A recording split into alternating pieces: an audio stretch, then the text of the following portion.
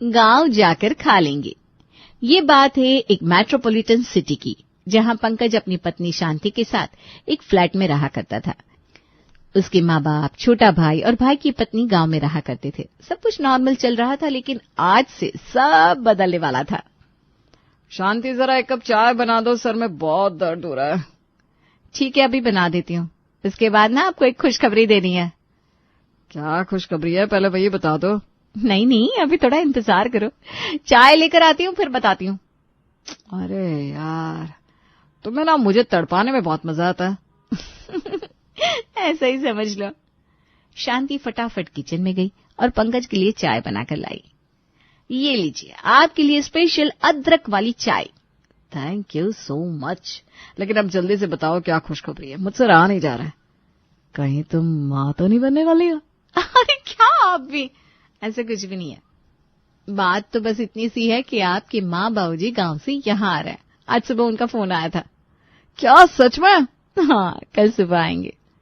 अरे तो तुमने उनके आने की तैयारी करी कि नहीं? दूसरा वाला कमरा साफ है कि नहीं, और बाकी सारी चीजें? अरे शांति, आप ज्यादा टेंशन ना लो, सब कुछ ठीक है। मैंने आज सुबह ही सारे घर की सफाई करी थी और उसके बाद सब देख लिया है। घर में सब कुछ है, कोई परेशानी नहीं होगी। चलो अच्छी बात है, क्योंकि वो लोग पहली बार यहाँ आ रहे हैं तो उन्हें कोई कमी महसूस नहीं होनी चाहिए। अगली सुबह का सूरज अभी पूरी तरह निकला भी नहीं था कि दरवाजे की घंटी बज उठी। पंकज और शांति एकदम चौकन्ने हो गए। पंकज भागकर दरवाजा खोलने गया। दरवाजे पर मोहनलाल और रामकली खड़े थे। अरे बाबूजी, माँ, आप लोग आ गए। कितना अच्छा लग रहा है आपको देखकर। अरे बेटा, तुझे देखने को आंखें तरस गई थी, अब जाकर चैन मिला। नमस्ते बाबूजी, नमस्ते माँ जी, आइए पहले अंदर आइए। शांति ने दोनों के पैर छुए, फिर एक थाली में फूल, रोली और मिठाई लेकर आई। पूरे पारंपरिक अंदाज में आरती उतारी और दोनों को तिलक लगाया। ये सब इसलिए ताकि आपको लगे कि हम शहर आकर भी अपनी जड़ों को नहीं भूले हैं। बेटिया, तू तो जैसे लक्ष्मी है इस घर की, और तेरा पति भाग्यवान। सच कहो शांति, आज दिल खुश हो गया। तुम दोनों ने जो स्वागत किया उससे मन तन तृप्त हो गया। अरे माँ, बाबूजी, आपको आने में कोई तकलीफ तो नहीं हुई ना? तकलीफ? अरे बेटा, यहाँ तो सब कुछ एकदम फिल्मी है। ट्रेन से उतरते ही गाड़ी वाले ने पूछा, सर कहाँ चलना है, और सीधे हमें तुम्हारे पते पर ले आया। एकदम राजा महाराजा वाली सवारी। पैसे थोड़े ज्यादा लिए, वो बात अलग है।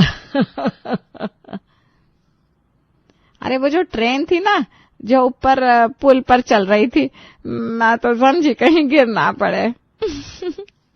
माँ जी, वो मेट्रो ट्रेन है, यहाँ तो ऐसे ही चलता है सब। अब आप लोग आराम करिए, मैं अभी आपके लिए स्पेशल चाय लेकर आती हूँ। शांति मुस्कुराते हुए किचन की तरफ बढ़ गई। इधर पंकज अपने माँ पापा के पास बैठकर गपशप करने लगा। अरे बेटा, ये घर भी कमाल का है, एकदम डिब्बे जैसा, लेकिन भीतर राजा महाराजा का ठाठ। और देखो ना, इस दीवार पर लगे ये फोटो, एकदम हीरो हीरोइन जैसे लग रहे हैं ना दोनों। थोड़ी देर में शांति गर्मा गर्म चाय लेकर आई। लीजिए माँ बाबूजी, ये रही आपकी मसालेदार अदरक वाली चाय। मजा आ गया बेटा, पर अब तनिक नहाने का मन है। बिल्कुल, आप पहले जाइए, टॉवेल वगैरह सब बाथरूम में ही है। मोहनलाल जैसे ही बाथरूम में गए, उनकी आंखें फटी की फटी रह गई। अरे बाप रे, यहाँ तो सीधे टोटी से पानी गिर रहा है, और ऊपर छत से बरसात भी। अरे क्या चमत्कार है बब्बा। बाबूजी, वो शावर है, शहर में वैसे ही नहाते हैं। हमारे यहाँ तो कुएं से बाल्टी भर भर के लाते हैं, और यहाँ ये तो जैसे देवताओं का स्नान घर है। बारी अब रामकली की थी। वो जैसी किचन में गई तो उसकी साज सज्जा देखकर ठिठक गई। है भगवान, ये क्या रसोई है। चमचमाता गैस चूल्हा, बटन दबाते ही आग जल उठे, और ये डिब्बे जैसे गहनों की पेटी हो। माँ जी, ये सब आपकी सेवा में है। अब आप रोज मेरे साथ मिलकर खाना बनाएंगी। अच्छा, लेकिन बेटा तनिक दूध मिल जाता तो बढ़िया लगता, थकान उतर जाएगी। शांति ने फ्रिज खोला, लेकिन दूध खत्म था।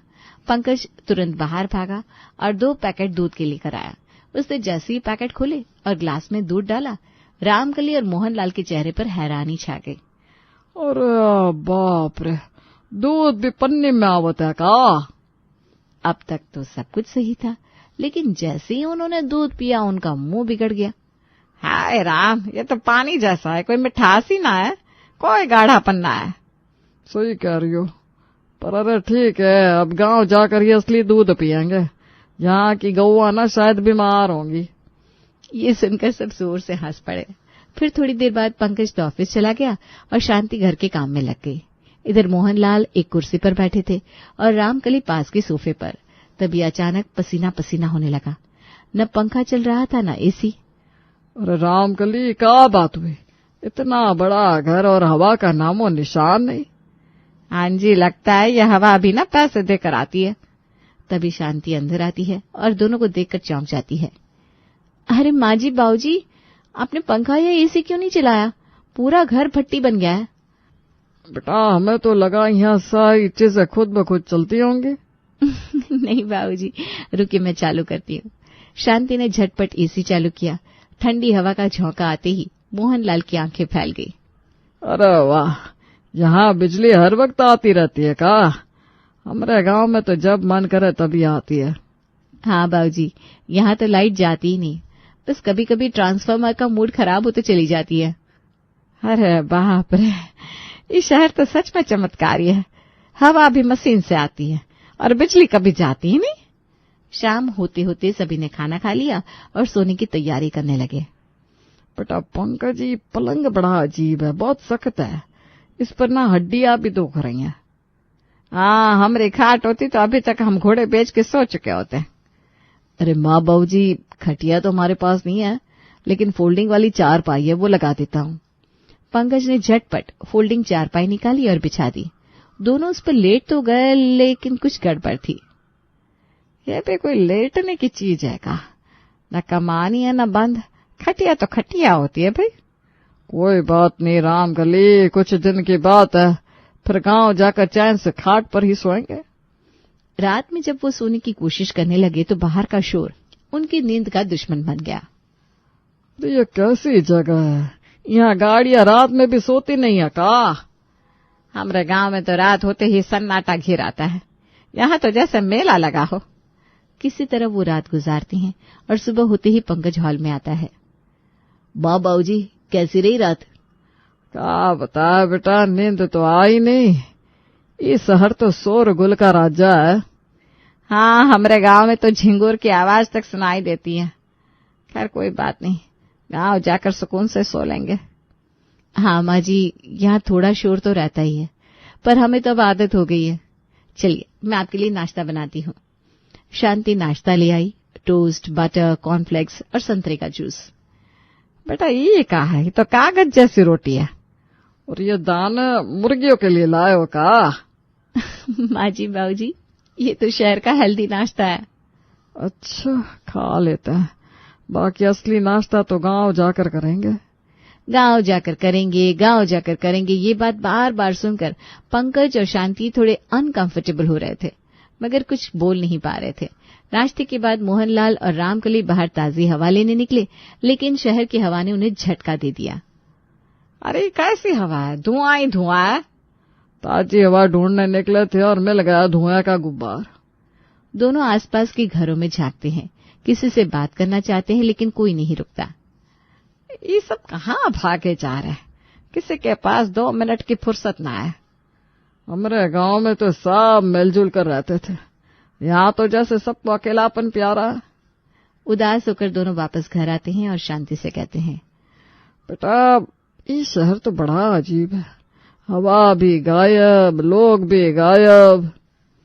हाँ, शहर की जिंदगी जरा भागदौड़ भरी होती है बाबूजी।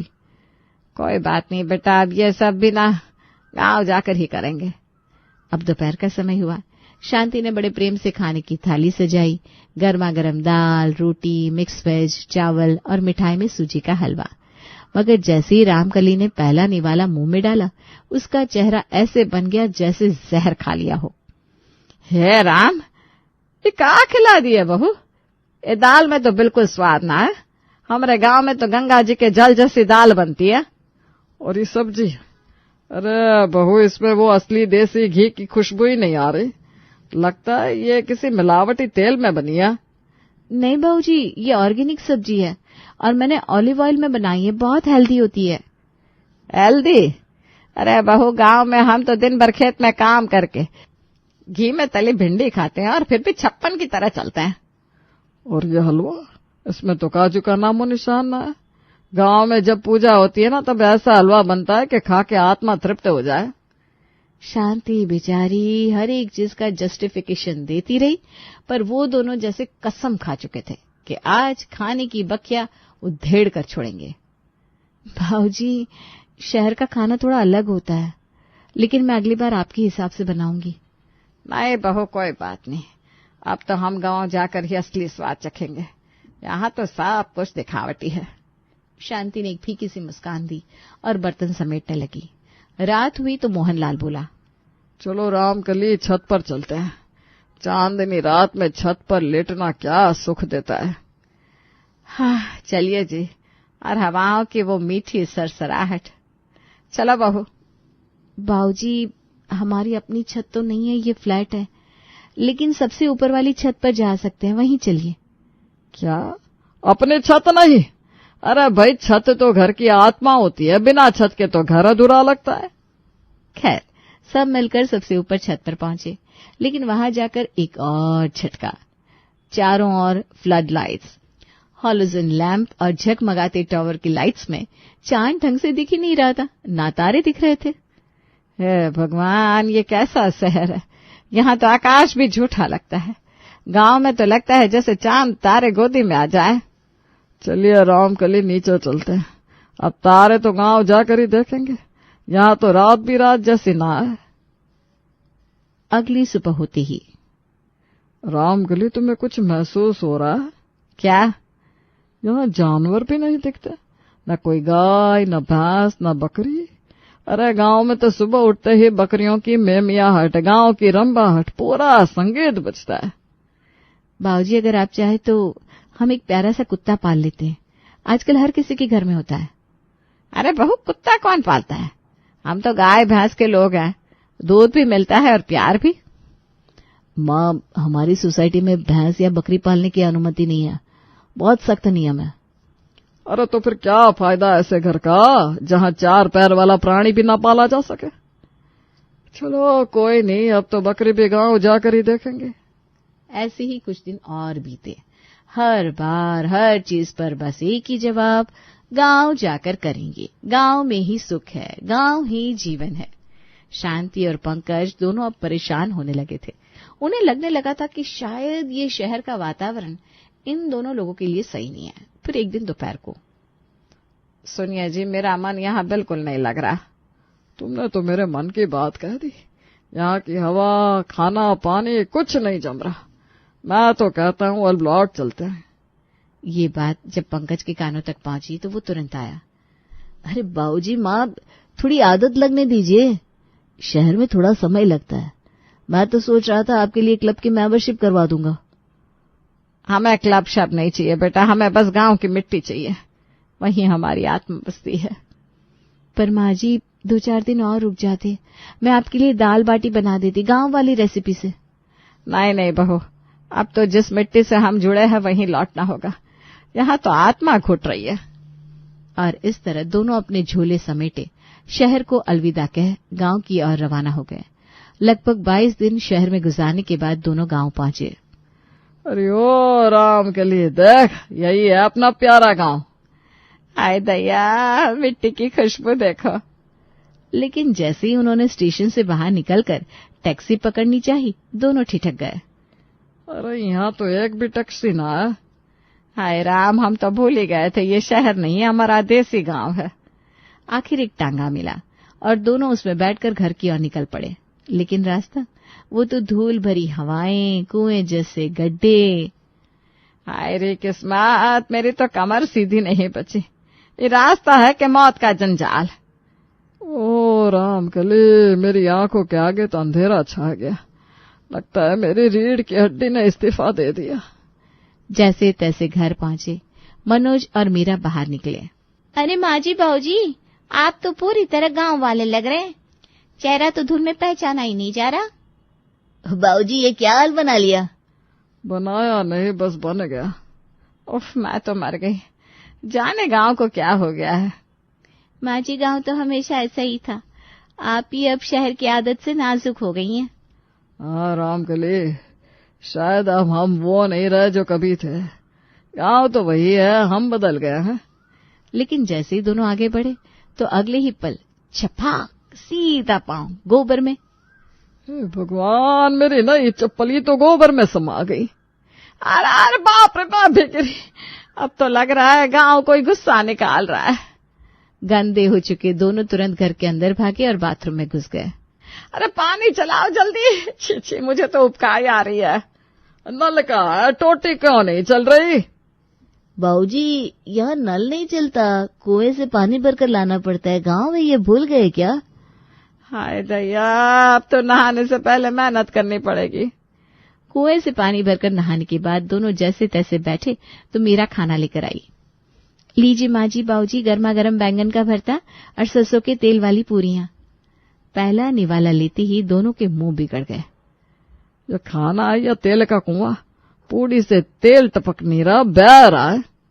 अरे मेरे तो होठ फिसल गए इस पूड़ी पर। मेरा बिटिया ये खाना नहीं तेल के न दिया। माँ जी बाबूजी, गाँव में तो खाना ऐसे ही होता है, शहर की सलाद थोड़ी न मिलेगी यहाँ। रामकली, लगता है हम शहरी हो गए। पहले गोबर स्नान, फिर कुएं का स्नान, अब तेल का स्नान। गांव वापस आना आसान नहीं है जी। शाम ढल चुकी थी। गांव की सड़कों पर अंधेरा उतर आया था। घर के आंगन में सिर्फ चांदनी का उजाला था, लेकिन बिजली, उसका तो सुबह से अता पता नहीं था। अरे कितनी गर्मियां है राम, पंखा होता तो जान में जान आती। हाय दया, ये मच्छर है या ड्रैकुला का खानदान, खून चूस चूस कर भोज बना रहे। शहर में तो एसी चलता था, आरामदायक गद्दा, मच्छर तो दूर दूर तक नहीं। और यहाँ राम राम राम राम। हे भगवान, लगता है गांव वालों की चमड़ी लोहे की होती है जो ये सब झेल जाते हैं। रात भर दोनों करवटें बदलते रहे। नींद तो जैसे रूठ गई थी और मच्छरों की पार्टी चालू थी। बस अब और नहीं, रामकली सामान मान, हम आज ही शहर वापस जा रहे हैं। हाँ, मेरी भी कमर जवाब दे चुकी है। यह गांव हमसे नहीं संभल रहा। बाबूजी, गांव की या शहर की कोई गलती ना है, दिक्कत आपको आपकी आदतों से है। हाँ माँ जी, आप लोग हर बात में शिकायत करते हो। आराम चाहिए तो आराम नहीं मिलेगा, संतोष चाहिए तो हर जगह मिलेगा। क्या मतलब? हम तो बस मतलब ये कि आप गांव में रहे तो वहाँ की शिकायत, शहर में रहे तो वहाँ की। दिक्कत बाहर नहीं है, अंदर है बाबूजी। तुम लोग सिखाओगे अब हमें जीने का तरीका? नहीं माँ जी, बस समझा रहे हैं कि जहाँ है वहाँ दिल से रहना सीख लो, वरना कहीं भी जाओ सुकून नहीं मिलेगा। गुस्से में आकर मोहनलाल और रामकली ने तुरंत निकलने का फैसला कर लिया। कई घंटे की मशक्कत के बाद जैसे तैसे स्टेशन पहुंचे और फिर ट्रेन पकड़कर शहर लौट गए। लगता है गांव में फिर नहीं बनी आप दोनों की। कोई बात नहीं, आइए यहीं आराम कीजिए। ज्यादा हंसो मत, तुम्हारे यहाँ रहकर ही तो हमारी आदतें बिगड़ गई है। नहीं माँ, आदतें नहीं, बस एक आदत, शिकायत करने की आदत। गांव हो या शहर, दोनों में अच्छाई बुराई होती है, फर्क है तो सोच का। इस बार बात सीधी दिल में लगी। मोहनलाल और रामकली एक दूसरे को देखने लगे। कुछ पल के लिए चुप्पी छा गई। उन्हें समझ में आ गया कि उनके लड़के सही कह रहे हैं। यही बात मनोज कह रहा था, शायद तुम लोग सही कह रहे हो। हाँ, अब हम संतुष्ट रहेंगे, वादा। अब जब वो फिर से शहर में रहने लगे, उन्होंने कोई शिकायत नहीं की। अब उन्होंने एडजस्ट करना सीख लिया था।